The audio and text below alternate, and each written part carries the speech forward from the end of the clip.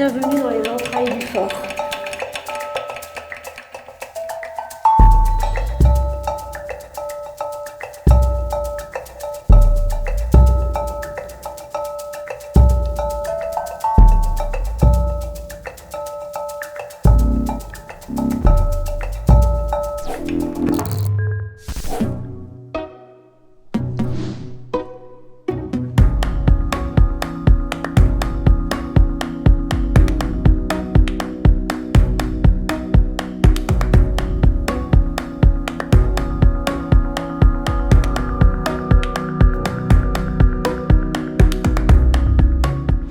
Allez, c'est parti, on va passer par derrière. Oui, tout le monde a des casques. Alors, comment ils ont mis ça? C'est toujours...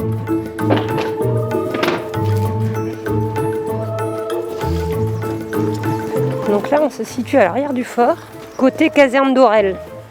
Il y a une entrée en fait ici dans la caserne d'Aurelle et il y a une entrée dans le tournant du Prado Carénage.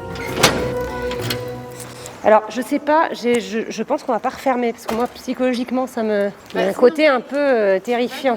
Je vous laisse passer.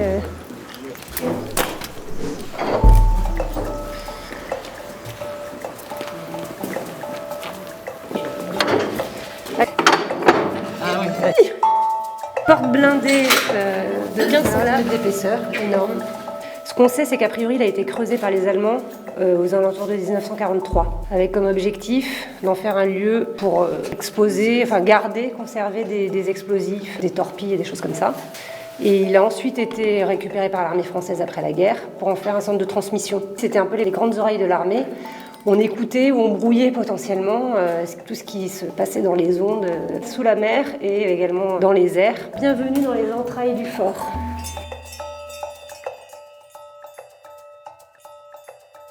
On a l'impression de descendre dans un espèce de vieux métro désaffecté, c'est assez surprenant. Il nous emmène au fond de ces souterrains.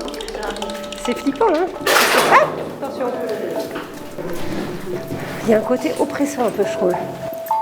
Il y a environ 1500 mètres carrés, avec des boyaux différents qui ensuite amènent jusqu'au Prado Carénage. C'était vraiment extrêmement coupé en fait du fort. Il y avait pas de, il y a une espèce de cheminée en fait à un endroit qui ressort ici, là. Il y a un trou qui remonte jusque dans la partie arrière du fort, qui était le seul qui permettait d'accéder quand même au fort sans forcément ressortir par les tunnels.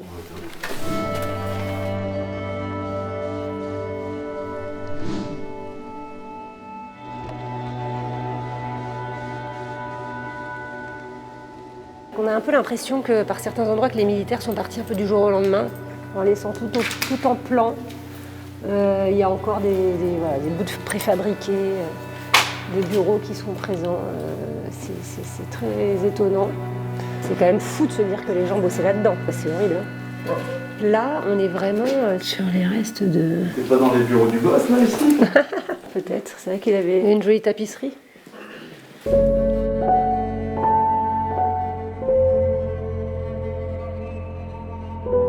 Donc là, c'est intéressant parce qu'on voit toute cette partie des vestiges du centre de transmission. On réfléchit évidemment à l'exploitation de ces espaces, hein, qu'est-ce qu'on pourrait en faire. Mais il y a un tel boulot pour enlever, retirer tous ces faux plafonds, il doit y avoir de l'amiante.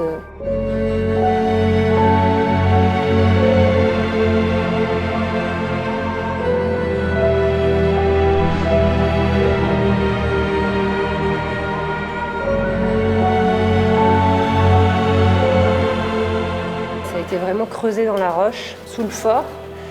Ce qui est intéressant, c'est qu'en fait, l'ensemble du fort d'Entrecasteaux est classé monument historique, dont cette partie souterrain et tout le rocher sur lequel il est implanté.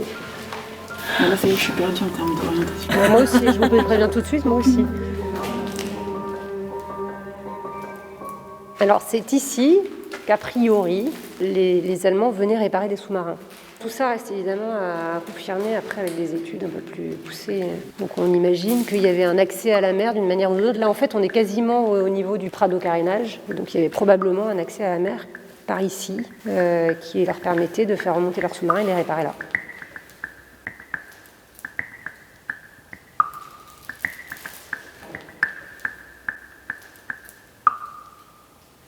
Voilà, et là nous arrivons à l'entrée de la boîte de nuit. à l'entrée de la Nightbox. Ça a été utilisé comme lieu de fête clandestine.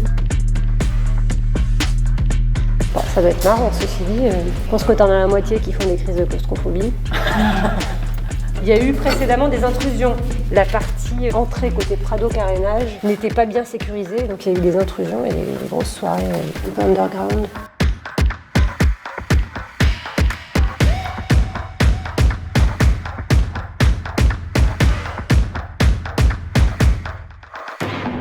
Donc là, on arrive sur la porte qui donne sur le tunnel du Prado carénage, qui est une porte blindée, la même que celle du haut. Bon, maintenant, il faut retrouver la sortie. On est venu par là, nous, hein, non? Non, on est venu par là. J'ai un très bon sens de l'orientation. Et voilà le petit sport de la journée. La porte de l'enfer. Pas mal. C'est le retour à Merlin qui représente l'enfer. Ouais, c'est ça. Va-t-on réussir à sortir? Oui. Ouf.